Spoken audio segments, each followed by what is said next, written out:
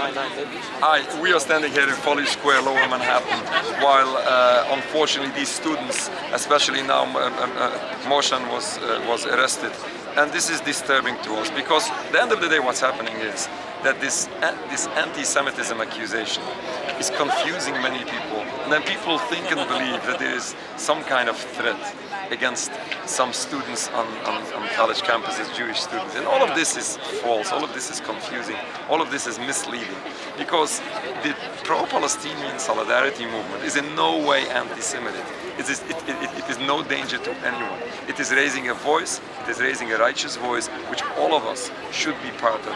We as Jewish people share this voice of opposition to these crimes in Palestine, because we are Jews. To begin with, we are humans, and we are disturbed when we see human beings suffering by the hands of this Zionist movement. When we see this genocide in Gaza, this is unacceptable.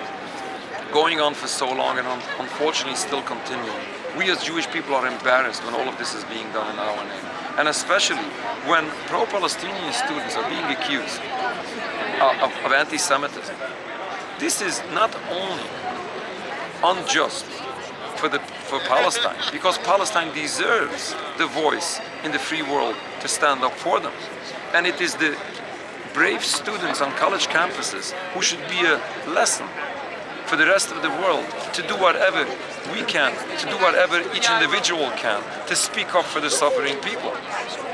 But when those people are accused of anti-Semitism, falsely accused of anti-Semitism, because people conflate anti-Zionism with anti-Semitism, because people conflate Judaism with Zionism, we have to understand that Judaism and Zionism has no connection. Judaism is a religion only, no politics to it, versus Zionism is a purely political movement and should never be confused. When you confuse the two, you are making a statement. You are saying that all Jews, God forbid, are supporting all these crimes against Palestine. This is not only unjust for the Palestinian people, this is unjust for the Jewish people, because this is dangerous for Jews.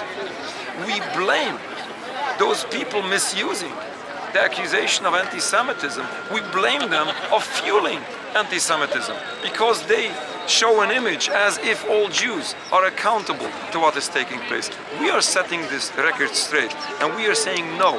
Masses of Jewish people worldwide join the pro-Palestinian solidarity movement and unequivocally condemn all the crimes Israel is doing to Palestine.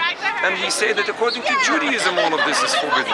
Killing, stealing, oppressing an entire people, all of this is not only criminal according to international law, these are crimes in Judaism. The concept of building a sovereign homeland for Jews, this philosophy of Zionism, goes in total contrast of Judaism. Therefore, masses of Jewish people share this opposition to the occupation of Palestine, and this can in no way be considered anti-Semitic if people stand up for righteousness, if people stand up for humanity, if people oppose genocide, if people stand up for the oppressed people of Palestine. If we want to see a better future, something that all of us should want to see, we must address the root cause to all what is going on. We unfortunately are seeing an endless cycle of bloodshed where everybody suffers. Palestinian people suffer, Jewish people are endangered, everybody suffers. It's not because of the difference of religion as Zionist propaganda tries to portray this. This is because of the occupation of Palestine. The occupation of Palestine has destroyed the peace, the beautiful peace in Palestine in the very beginning. Yes, there were problems already before 1948, but when the Zionist movement first came in the 1920s, at that time, the beautiful peace was destroyed, and the actions of Israel to the present day is fueling this endless cycle of bloodshed. If we want to see a better future, we must stop the occupation of Palestine. We must stop it in its entirety. We have to grant the full right of return to all refugees and to restore all rights to the indigenous people of Palestine. Then, and only then, we can hope to see once again that historic peace be the future. You went to Washington, D.C., but I couldn't ask you anything because it was Saturday. Right. Can you say something about the march in Washington? Well, the march in Washington, this national march, was a very strong, very powerful march. It was a very powerful message. We were there taking part, despite it wasn't Saturday. We couldn't travel on Saturday. We had to travel on Friday, staying there for 2 nights.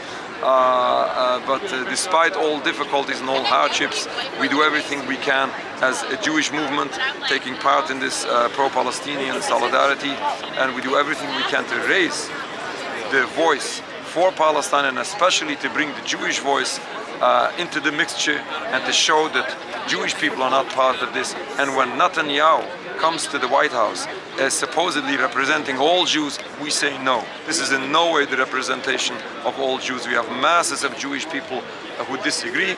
He might represent his movement, he might represent some people in his country supporting these crimes, but people should know that masses of Jewish people in occupied Palestine, in today's Israel, not only disagree with the government, not only disagree with the state altogether, not only disagree with the movement of Zionism, but publicly oppose it.